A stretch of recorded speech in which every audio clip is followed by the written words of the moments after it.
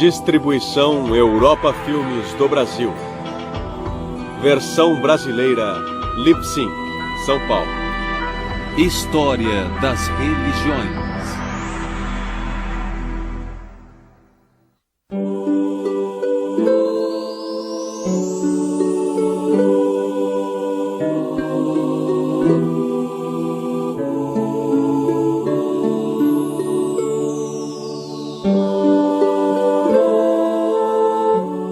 Cristianismo ortodoxo e catolicismo romano.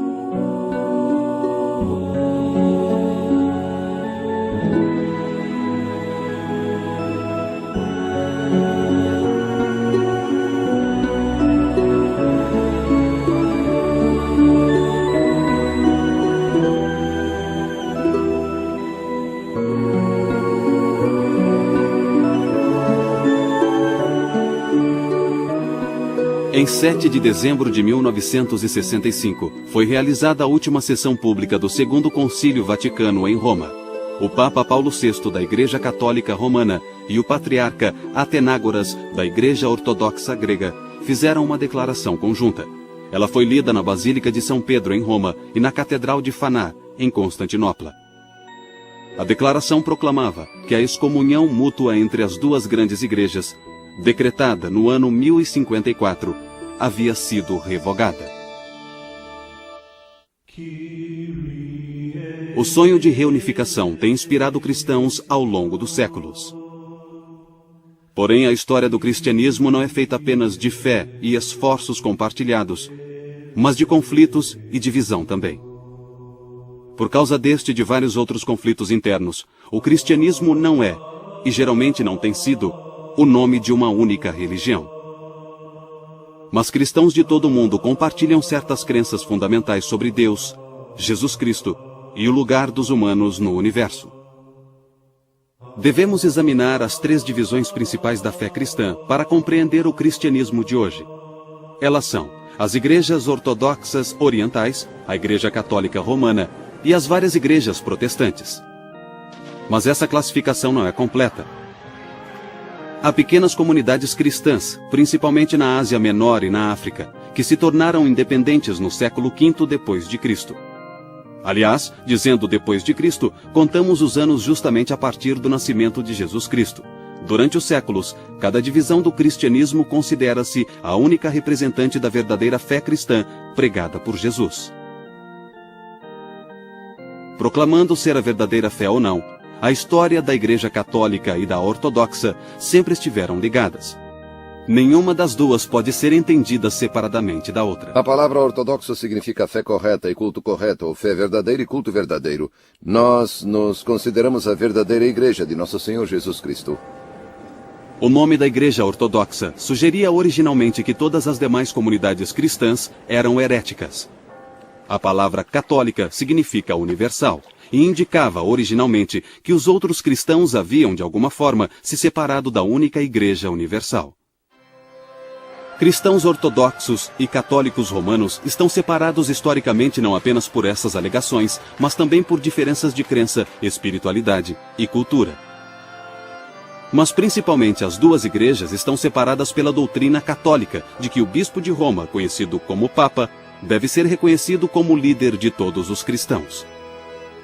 Mas o cristianismo católico e o ortodoxo são muito similares em certos aspectos de organização e em suas crenças básicas. Ambos têm uma estrutura episcopal, ou seja, ambos são organizados em torno de uma rede de bispos. Todo bispo católico ou ortodoxo é responsável por uma comunidade local de igrejas numa área ou diocese específica. A vida religiosa nas igrejas gira em torno da liturgia, ou missa, onde a última ceia de Jesus Cristo é reencenada. Pão e vinho, considerados o corpo e o sangue de Cristo, são ingeridos pelos fiéis. A história do cristianismo não pode ser separada da história do povo judeu. Jesus nasceu numa sociedade hebraica, cuja origem remonta a uma comunidade de escravos dos egípcios. As escrituras judaicas relatam que eles foram libertados por Deus e que foram levados guiados por Moisés e depois por seus sucessores à terra prometida de Canaã. Os judeus ainda comemoram sua independência política e sua grandeza sob a liderança do rei Davi. Mas por muitos séculos, Israel foi uma nação cativa. Primeiro dos assírios, depois dos babilônios, dos persas, dos gregos e, finalmente, dos romanos. Quando Jesus começou seu ministério público, o povo judeu já esperava a vinda iminente do Messias.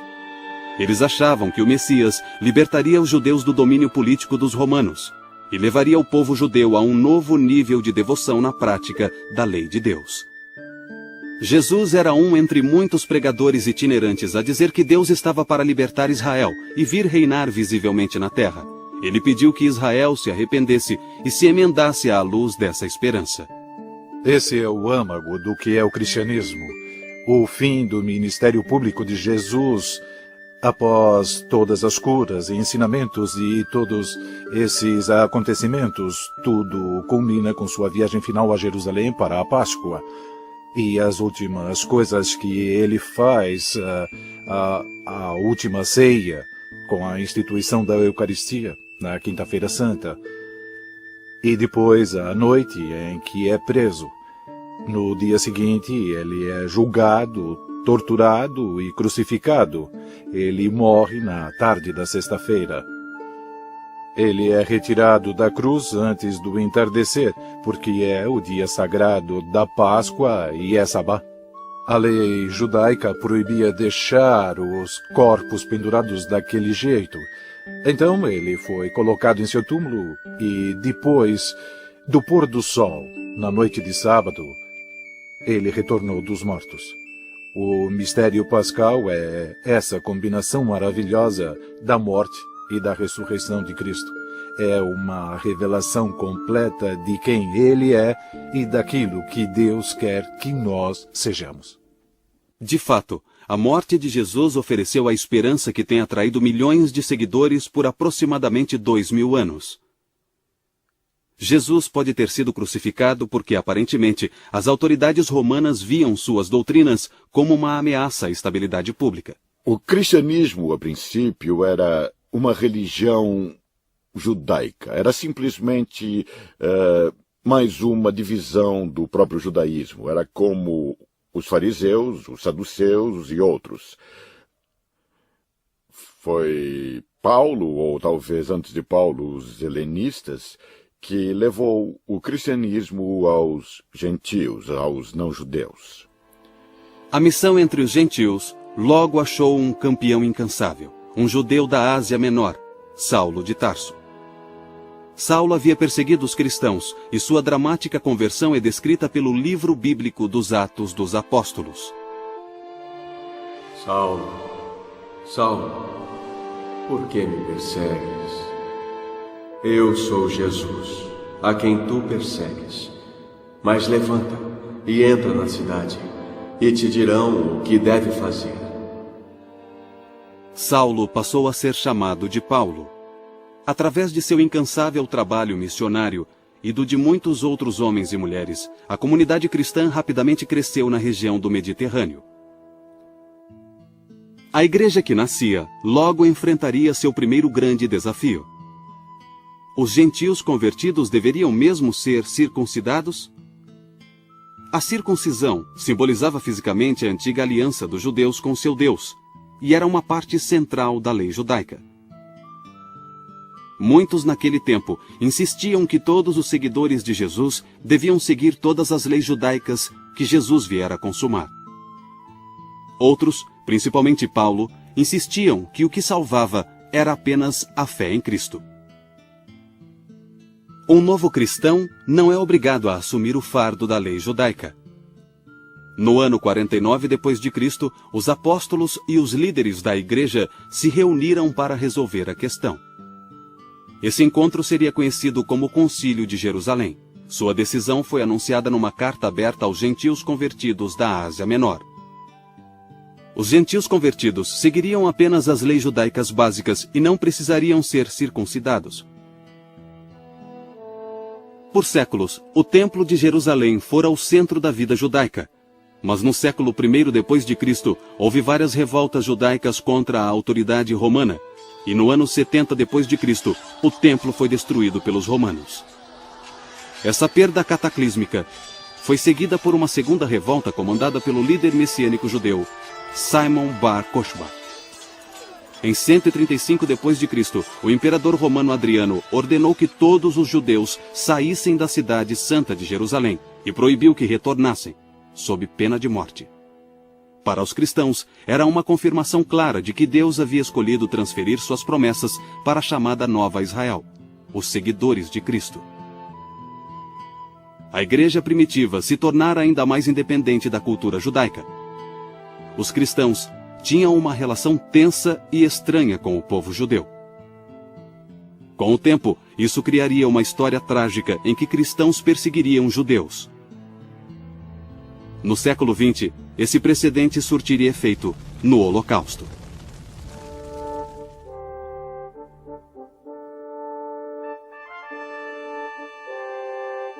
Os 3 primeiros séculos depois de Cristo são lembrados hoje pela perseguição romana, uma época gloriosa de mártires cristãos e de testemunho heróico do Evangelho de Cristo. De fato, houve perseguição esporádica nesse período. Parece ter sido motivada por uma combinação de medo e de uma devoção genuína dos romanos a seus deuses pagãos. Os cristãos eram frequentemente acusados de imoralidade e desrespeito à antiga religião romana. Acusações de infanticídio, canibalismo, incesto eram disseminadas, entre outros, por um dos maiores filósofos de Roma, o filósofo estoico Fronto, que fora professor de Marco Aurélio, por volta do ano 150. Então, na verdade, as acusações contra os cristãos eram feitas por pessoas que já haviam decidido que eles eram uma ameaça política. Por isso, eles precisavam arrumar uma desculpa, pois as pessoas não enxergavam essa ameaça política. Os cristãos se recusavam a adorar os deuses romanos ou a queimar incenso para o imperador romano. Os cristãos viviam como eleitos de Deus num mundo hostil. Os mártires eram heróis a serem imitados. Realmente, sua fé e coragem impressionaram até mesmo o povo romano. Apesar das perseguições romanas, a maior ameaça à igreja dos primeiros tempos era um desafio espiritual. Os vários movimentos religiosos e filosóficos coletivamente chamados hoje de gnosticismo. Os gnósticos eram uma seita particular do cristianismo, sim. E eles exageravam a natureza espiritual dos seres humanos com a ideia de que haviam caído de um jeito ou de outro neste mundo material. Sua preocupação principal era a libertação pelo conhecimento, a gnose. Por isso são chamados de gnósticos. Em resposta a esses desafios heréticos, a igreja primitiva assumiu compromissos teológicos, morais e institucionais que se tornariam a base de seu desenvolvimento futuro. A primeira resposta a essas heresias foi afirmar o cânone das Escrituras como o conhecemos hoje. A Bíblia cristã inclui as Escrituras hebraicas que os cristãos chamam de Velho Testamento. Ela também inclui os conhecidos 4 evangelhos, as epístolas de Paulo e textos atribuídos a outros apóstolos. O processo de canonização não ocorreu de uma vez só. Mas, no começo do século III, o cânone das escrituras cristãs estava estabelecido essencialmente tal como é aceito hoje. A igreja cristã se dedica à visão hebraica do Deus Criador, com todo o esplendor e mistério que essa visão hebraica implica. A segunda coisa foi estabelecer um grupo de pessoas que chamamos de bispos, ou seja, o Sagrado Magistério, os sucessores dos apóstolos. Os apóstolos conviveram com Jesus e testemunharam sua ressurreição. São certamente os intérpretes da mensagem de Jesus com maior autoridade. E a terceira coisa foi a declaração de fé, que chamamos de credo, uma espécie de resumo das crenças cristãs. Os gnósticos diziam que revelações esotéricas haviam sido transmitidas pelos apóstolos a poucos eleitos, mas os cristãos argumentavam que o testemunho apostólico havia sido dado publicamente a todos e que vinha sendo preservado nas igrejas, cuja fundação remontava até aos apóstolos. as pessoas usavam filosofias diferentes, usavam símbolos diferentes, usavam abordagens diferentes e começaram a perceber que havia alguns discursos sobre o objeto de nossa fé e de nossas orações que eram legítimos e outros que não eram. Havia discursos que não transmitiam bem esse mistério pascal, essa integridade da revelação de Cristo. E começou a haver separações da igreja. Havia pessoas dizendo coisas que claramente não condiziam com a tradição que herdamos dos apóstolos. Os bispos são os sucessores dos apóstolos e se tornaram os defensores supremos da ortodoxia na igreja. Desse modo, uma hierarquia centralizada foi estabelecida para preservar a unidade da igreja. A concordância com o bispo preservava a unidade e a fé da igreja local. A concordância entre os próprios bispos protegia a unidade da igreja universal. Mas como os cristãos determinariam o que constitui exatamente os ensinamentos universais dos bispos? Ireneu de Leão apontou para os ensinamentos do bispo de Roma, cuja sucessão apostólica remonta a Pedro e Paulo, ambos supostamente martirizados em Roma. Os católicos romanos acreditaram em Ireneu, defendendo uma autoridade especial para as interpretações do bispo de Roma. Alguns católicos romanos alegariam mais tarde que esse bispo, agora chamado de Papa, é a suprema autoridade de toda a Igreja.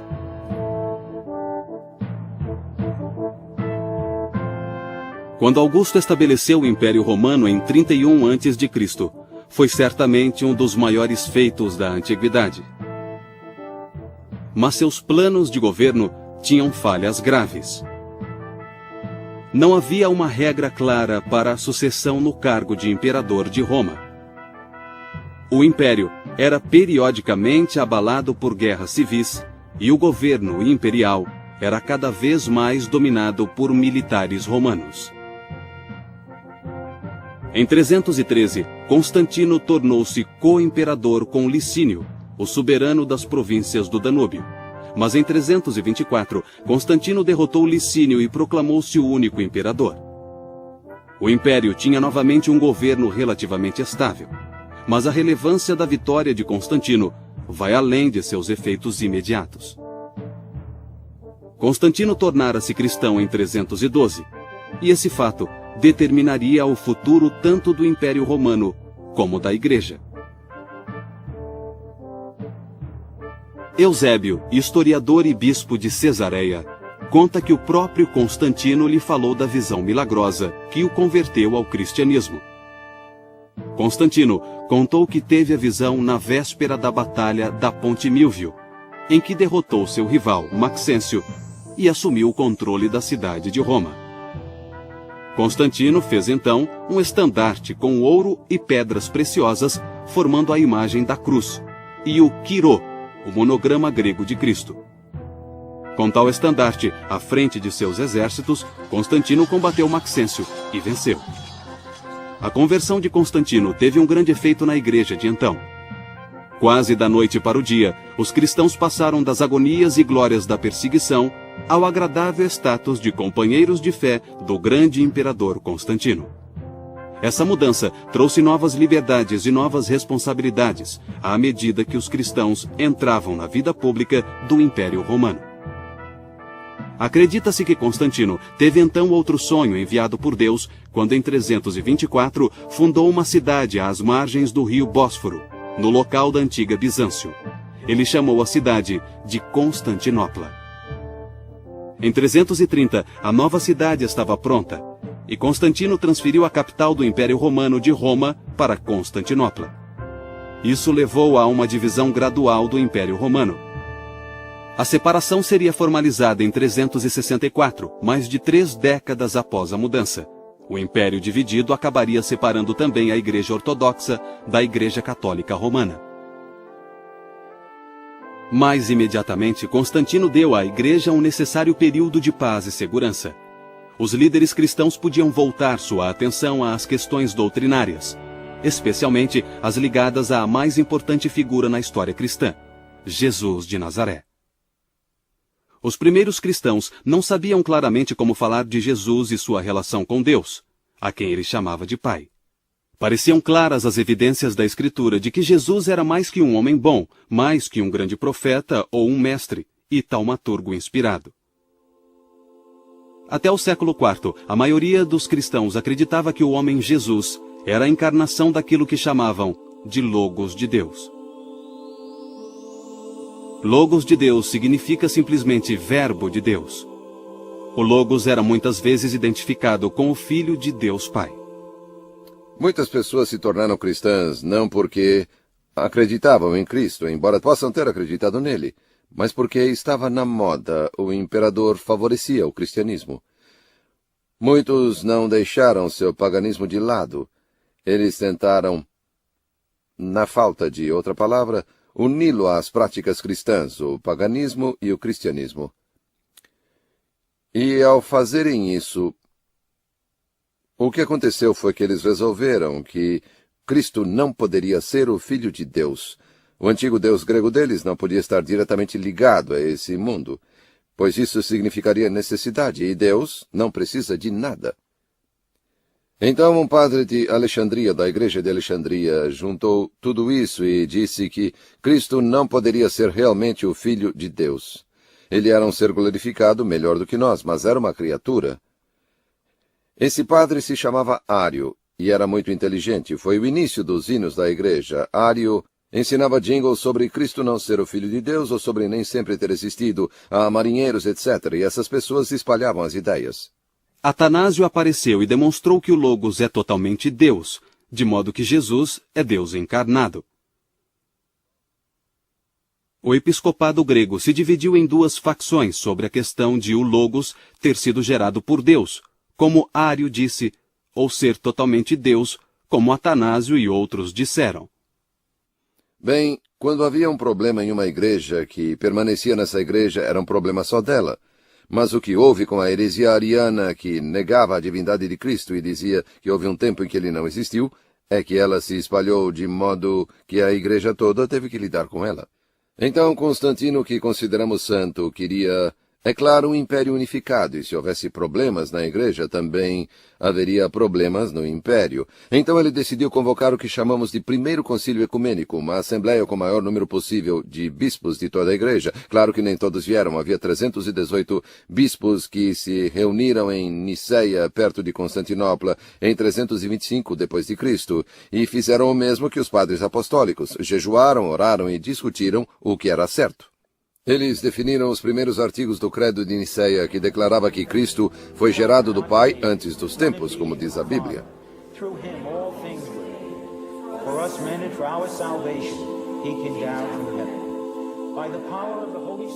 O Concílio de Niceia é considerado tanto pelos ortodoxos como pelos católicos o primeiro grande concílio ecumênico. Mas o arianismo ainda tinha muitos defensores importantes no clero. Sua posição se fortaleceu quando Constantino morreu em 337 e seu filho Constâncio, um ariano, subiu ao trono. A Igreja é obrigada a definir cada vez com maior precisão o modo correto de falar da própria natureza de Cristo e a defender os dois lados, ora defendendo sua divindade, ora defendendo sua humanidade. Mas essa definição, de certo modo, é o que estimula o Credo de Niceia. Estimula algumas mudanças na liturgia, algumas mudanças no modo de celebrarmos a Eucaristia, mudanças estas que visam a vacinar o corpo da Igreja contra essas interpretações errôneas. O único meio que a igreja de lugares distantes tinha para resolver essas disputas era reunir todos os bispos em concílios, com bispos de todo o império. Existem 7 deles que são reconhecidos como concílios ecumênicos, tanto pela Igreja Ortodoxa Oriental como pela Católica. O primeiro foi o de Niceia, sobre a doutrina da Trindade. Houve 2 no século V que trataram de Cristo. Cristo é totalmente divino? Totalmente humano? Ambos? Como? Eram questões importantes. Na verdade, isso levou a uma divisão permanente.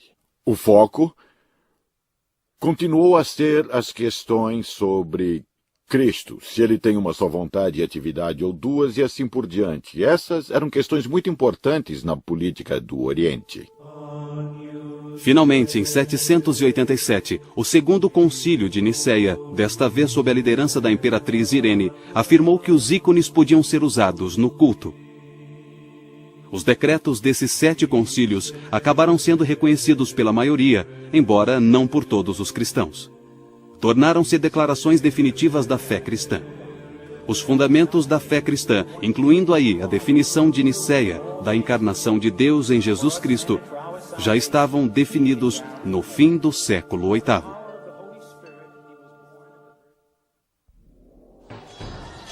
Em 410, Alarico, um líder visigodo e cristão ariano, conquistou a cidade eterna, Roma.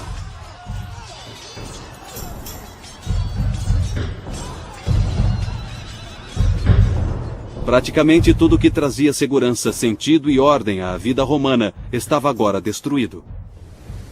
Esse evento cataclísmico exigia uma explicação teológica.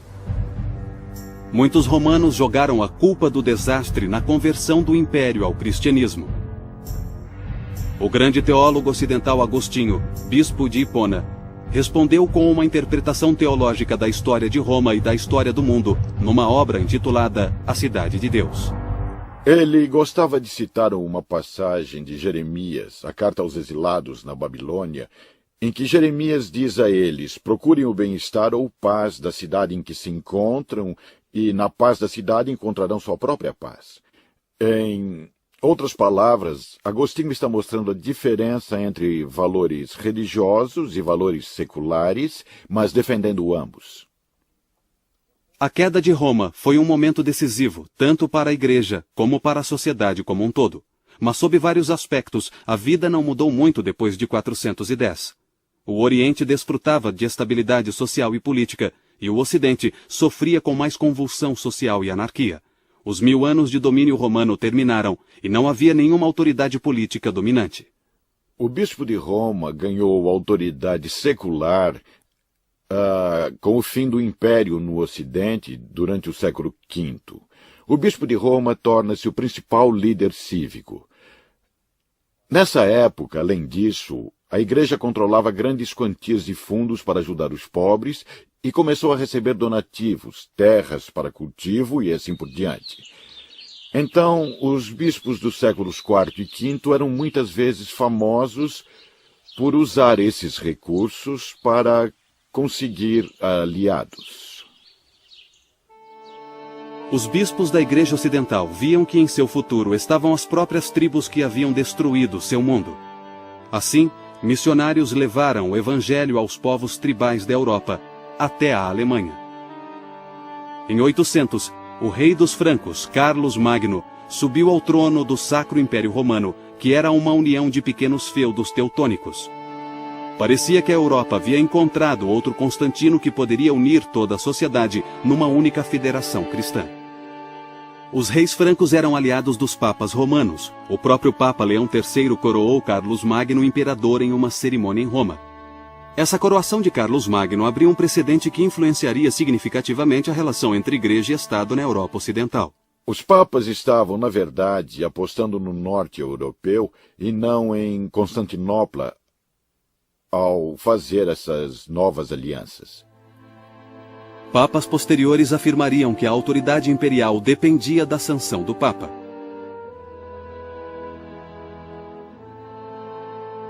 Carlos Magno não trouxe uma estabilidade duradoura. Sua dinastia durou apenas uma geração após sua morte. Bispos e até mesmo abades eram obrigados a agir como líderes políticos locais. Enquanto isso, a Igreja Ortodoxa desenvolvia sua própria teologia e vida espiritual distintas.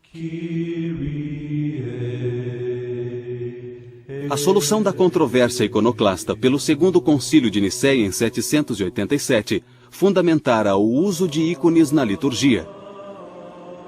Essa prática fortaleceu o sempre presente veio místico dentro da Igreja Ortodoxa. Assim, não foi surpresa a Igreja Oriental ter gradualmente desenvolvido uma teologia predominantemente mística. Há certas coisas sobre Deus que não compreendemos, e é assim que deve ser, porque é assim que Deus quer que seja. É o que significa misticismo, certo? E isso significa que há algo além do plano físico, que há uma natureza espiritual e que não sabemos o que Deus é. Ele estabeleceu certas regras e nós respeitamos essas fronteiras. A distância entre a Igreja Católica Romana e a Igreja Ortodoxa aumentou e a continuidade de sua união parecia impossível. Havia o antigo problema em relação à autoridade do Papa. Essa discordância fundamental foi exacerbada por disputas teológicas. A mais importante foi uma disputa sobre a relação entre as três pessoas da Trindade. A Igreja Católica Romana costumava acrescentar a frase "e do Filho" ao credo de Nicéia. Portanto, ficava: "Creio no Espírito Santo, o qual procede do Pai e do Filho." A Igreja Ortodoxa considerava isso uma inovação que beirava a heresia. Duas coisas são importantes. Em primeiro lugar, é teologicamente incorreto. Só há uma cabeça na Trindade, Deus Pai. O Filho foi gerado do Pai antes dos tempos. O Espírito Santo só procede do Pai, certo? Em segundo lugar, o Ocidente fez algo sem precedentes. Mexeu em uma coisa que havia sido decidida por toda a Igreja. Em 863, rompeu-se a união entre o Papa Nicolau de Roma e o patriarca ortodoxo Fócio. Foi a primeira separação formal entre a Igreja Católica Romana e a Igreja Ortodoxa. Mas foi uma separação temporária. Entretanto, as diferenças teológicas entre as duas igrejas não foram resolvidas, e a união restaurada também seria temporária. O filioque é o maior ponto de controvérsia entre a Igreja Oriental e a Igreja Ocidental até os dias de hoje. Na verdade, a Igreja Anglicana, há poucos anos, propôs tirar o filioque do credo, não dizendo mais procede do Pai e do Filho, se isso ajudasse a reunião com a Igreja Oriental. Em 1053, o Papa Leão IX montou uma campanha militar contra tribos normandas que ameaçavam igrejas cristãs no sul da Itália. Ele foi derrotado e capturado. Da prisão, ele conseguiu enviar um emissário, o cardeal Humberto, para pedir ajuda ao imperador bizantino e ao patriarca de Constantinopla. A carta de Leão ao imperador bizantino era conciliatória, mas sua carta ao patriarca tinha um tom muito diferente. Havia uma controvérsia entre um papa muito dogmático e um patriarca muito dogmático de Constantinopla, e nenhum deles abria mão de suas tradições. Um decreto de excomunhão foi enviado pelo Papa a Constantinopla. Ele foi deixado no altar de Santa Sofia. Um dos diáconos o pegou e correu atrás do emissário para devolvê-lo, mas ele não aceitou. Então, é claro, o Oriente teve seu concílio e excomungou o Ocidente. Essas sanções mútuas só seriam retiradas em 1965, mais de 900 anos depois. Em cerca de 610, um sério e devoto mercador árabe ouviu em sonho uma voz, ordenando que ele lesse. Ao despertar, o mercador teve a visão de um homem que o cumprimentou pelo nome e disse: "Tu és o mensageiro de Alá." Os muçulmanos acreditam que assim começaram as visões em que Maomé recebeu os discursos que se tornariam um livro conhecido como A Leitura, ou em árabe, Alcorão. Nele há várias injunções para a disseminação da fé, e os primeiros muçulmanos se esforçaram para conseguir isso até à força, se necessário. Em 714, a Espanha estava dominada por exércitos muçulmanos. Conforme eles continuavam sua expansão, ficou cada vez mais evidente que poderiam destruir as nações cristãs do Império Bizantino e da Europa Ocidental. Após a derrota em Anatólia, em 1071, o imperador de Bizâncio, Aleixo Comneno, pediu ajuda ao Ocidente. Os imperadores do Oriente pediram ajuda ao Ocidente e conseguiram. As cruzadas atendiam os pedidos dos imperadores do Oriente. Foi uma operação de resgate da Igreja Oriental. Religiosos e cavaleiros católicos da Europa Ocidental atenderam prontamente. Muitos ficaram simplesmente horrorizados ao saber que cristãos do Oriente estavam sendo ameaçados por aquilo que eles viam como uma nação pagã. A Palestina, a terra santificada pela vida e morte de Jesus, era controlada por muçulmanos. E alguns membros do clero preferiam que os exércitos se unissem para combater um inimigo comum, em vez de uns aos outros. De qualquer modo, em 1095, o Papa Urbano II convocou uma cruzada. Essa missão sagrada salvaria o cristianismo oriental e retomaria a Terra Santa do controle muçulmano. Uma série de 4 cruzadas durou até o século XIII. As relações entre os cruzados ocidentais e a corte bizantina pioravam cada vez mais. Os líderes das cruzadas viam os ortodoxos como traidores e inimigos. O que começou como uma missão para salvar cristãos ortodoxos dos muçulmanos, tornou-se em meados do século XII uma missão contra os próprios cristãos ortodoxos. Em 1204, cruzados católicos romanos saquearam Constantinopla. Nas palavras do historiador Calisto, foi um ato que a Igreja Ortodoxa jamais esqueceria ou perdoaria. Mesmo assim, os esforços para a união continuaram, mas as duas igrejas continuaram separadas. Em 1261, o imperador cristão da Nicéia, Miguel Paleólogo, recuperou Constantinopla e devolveu-a aos orientais ortodoxos. Mas sua vitória trouxe apenas um descanso temporário de 200 anos, antes que Constantinopla caísse nas mãos de outro inimigo, os turcos otomanos. Em 29 de maio de 1453, os turcos tomaram Constantinopla. O último imperador bizantino, Constantino XI, foi assassinado. Nos séculos 13 e 14, a Rússia esteve sob o domínio dos mongóis e isolada do restante da cristandade. A Rússia começava a se recuperar no século XV, quando o Império Bizantino chegou ao fim. Então era natural que essa grande nação ortodoxa se tornasse a sede principal da Igreja Ortodoxa. No século XVII, o patriarcado foi abolido por Pedro, o Grande, da Rússia. A Igreja conseguiu manter uma rede de seminários e mosteiros, mas ela sobreviveu principalmente graças à profunda devoção do povo russo. Para compreender a história do catolicismo romano no período medieval, precisamos voltar à nossa história do cristianismo ocidental da época, quando nações-estado da Europa Ocidental começavam a surgir. A Idade Média é chamada de Idade da Fé. Podemos até dizer que foi uma era de intenso entusiasmo religioso. A Igreja não via com bons olhos alguns novos movimentos religiosos. Seu poder era cada vez mais ameaçado.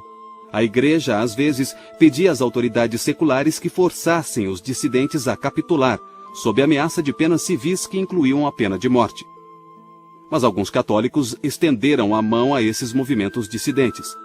2 homens em particular, Domingos e Francisco, romperam com a vida monástica e reuniram a seu redor comunidades de irmãos ou frades. Esses homens atuavam como pregadores itinerantes. Eles se sustentavam pedindo esmolas. Não levavam a vida respeitável e estável da reclusão no mosteiro. Os franciscanos e dominicanos são muito importantes, principalmente no século XIII, logo após a sua fundação. Eles se tornaram missionários no mundo islâmico, eles eram interessantes, eles dominaram as universidades rapidamente. Acho que por causa de seu sistema de recrutamento. Não dependiam de favores de algum bispo de sua terra. Podiam mandar seus homens para onde quisessem. Então os franciscanos e os dominicanos eram os melhores professores da Universidade de Paris, no século XIII. Também eram inquisidores. Lembrem-se de que a Inquisição só estava tentando saber se havia alguma heresia à solta. Eram precisamente as ordens mais zelosas, os cistercienses, franciscanos e dominicanos, que forneciam os inquisidores. A vida espiritual e intelectual do catolicismo romano teve seu período de maior expansão durante o século XIII, mas a própria Igreja Católica era cada vez mais atacada. A hierarquia católica era criticada não apenas pelas autoridades seculares que queriam seu lugar, Muitos no clero estavam convencidos de que o poder temporal da Igreja ameaçava o cristianismo mais do que qualquer heresia ou exército do Islã. Ninguém negava que as autoridades da Igreja muitas vezes abusavam de seu poder. O que era ainda pior, vários desses abusos eram motivados pela necessidade financeira da Igreja. Foi nesse clima volátil que o monge agostiniano da Alemanha denunciou com veemência os abusos da Igreja. Acima de tudo, esse monge rejeitava a ênfase católica nos rituais religiosos e defendia que bastava a fé na salvação efetuada por Cristo. Lutero, a princípio, não pretendia abandonar a Igreja Católica, mas a Igreja o condenou como herege e em 1521 Lutero foi excomungado. Com o Papa Paulo III, o Concílio de Trento teve 3 sessões, de 1545 a 1563, e publicou uma ampla série de decretos sobre teologia e disciplina eclesiástica. O Concílio de Trento foi basicamente uma rejeição de várias ideias protestantes, uma rejeição da doutrina de Lutero, de justificação pela fé, uma reafirmação da doutrina católica dos 7 sacramentos em vez de 2 sacramentos, um respaldo à autoridade dos bispos e do Papa e assim por diante. Trento cobriu praticamente tudo. Em outras palavras, a Igreja Católica Romana reafirmava ser a única intérprete autorizada das Escrituras e da tradição apostólica. Os séculos XV e XVI também presenciaram um dos eventos mais trágicos da história da Europa, a Inquisição. A Inquisição foi um evento complexo. Na verdade, houve 2 inquisições diferentes nessa época, a Inquisição Espanhola e a Inquisição Romana. Alguns protestantes espanhóis foram vítimas da Inquisição Espanhola, mas a maioria era de judeus, muçulmanos e pessoas convertidas dessas religiões ao cristianismo. Acho que, independentemente do que a Inquisição tenha sido realmente, ela se tornou um símbolo da intolerância religiosa, de uma reação exagerada, radical e extrema à diversidade dentro da Igreja. E estavam acontecendo muitas coisas, havia muita divisão na Igreja Católica daquela época, muitos desafiavam os elementos mais fundamentais da fé, muita gente na Igreja Católica acreditava que isso era um ataque mortal à realidade do cristianismo. A Espanha exilou 170 mil judeus. Os últimos navios transportando judeus partiram da Espanha em 2 de agosto de 1492, um dia antes da partida da expedição de Cristóvão Colombo. Em 1500, os muçulmanos espanhóis teriam de fazer a mesma escolha: conversão ou exílio. Mais tarde, a Inquisição Romana seria responsável por um dos julgamentos mais infames de todos os tempos: a condenação do grande astrônomo Galileu por heresia em 1642. Essa condenação só seria revertida 350 anos mais tarde. Nos séculos seguintes, a Igreja Católica Romana tornou-se cada vez mais hierárquica. A autoridade centrou-se ainda mais no Papa. Essa tendência de centralização teve sua maior expressão no Primeiro Concílio Vaticano, realizado no Vaticano, em Roma, em 1870. Esse concílio, pela primeira vez, sancionou oficialmente a crença de que o Papa é infalível. Na verdade, o decreto é um pouco mais preciso. Diz que quando o Papa fala ex cátedra, formalmente, sobre questões de fé e moral, ele fala com aquela infalibilidade que Cristo quis que sua igreja tivesse. Na realidade, eles não estavam criando algo que não existia. Só estavam delimitando isso. No fim do século XIX, a Igreja Católica Oficial começou a surgir como líder na luta por justiça social para trabalhadores e pobres. As igrejas ortodoxas também viram novos movimentos teológicos nos séculos XIX e XX, na esperança de criar uma teologia cristã moderna. Na segunda metade do século XX, houve movimentos reformistas dentro da Igreja Católica Romana e da Igreja Ortodoxa. A Igreja Católica Romana tornou-se cada vez mais receptiva com aquilo que acredita ser bom no mundo moderno. Essa tendência foi expressa pelo Papa João XXIII, que só era Papa havia 3 meses, quando em 1959 anunciou seus planos de convocar um concílio ecumênico. 4 anos depois, em 11 de outubro de 1962, foi aberto o Segundo Concílio Vaticano. Há um novo espírito invadindo a Igreja Ortodoxa e a Igreja Católica Romana. E uma de suas expressões mais promissoras está nos esforços para reunir essas duas comunhões.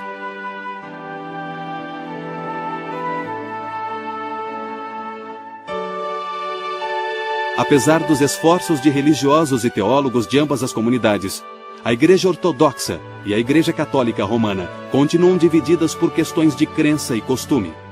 Mas pela primeira vez em muitos séculos, há motivos para ter esperança de que essa divisão logo acabe. Sempre haverá tribulações. A Igreja sempre enfrentou perturbações de fora e de dentro, porque Satanás está sempre tentando nos destruir. Quando contemplamos a história da salvação, há 2 histórias. A história da graça e a história do pecado. E essas 2 histórias interagem constantemente. Acreditamos que com a morte e ressurreição de Jesus, temos uma garantia do triunfo da história da graça. No final, a vontade de Deus prevalecerá. No final, o reino de Deus se estabelecerá e triunfará. No final, o mal será banido. Mas enquanto vivermos na história, estaremos vivendo com essas 2 histórias, a da graça e a do pecado.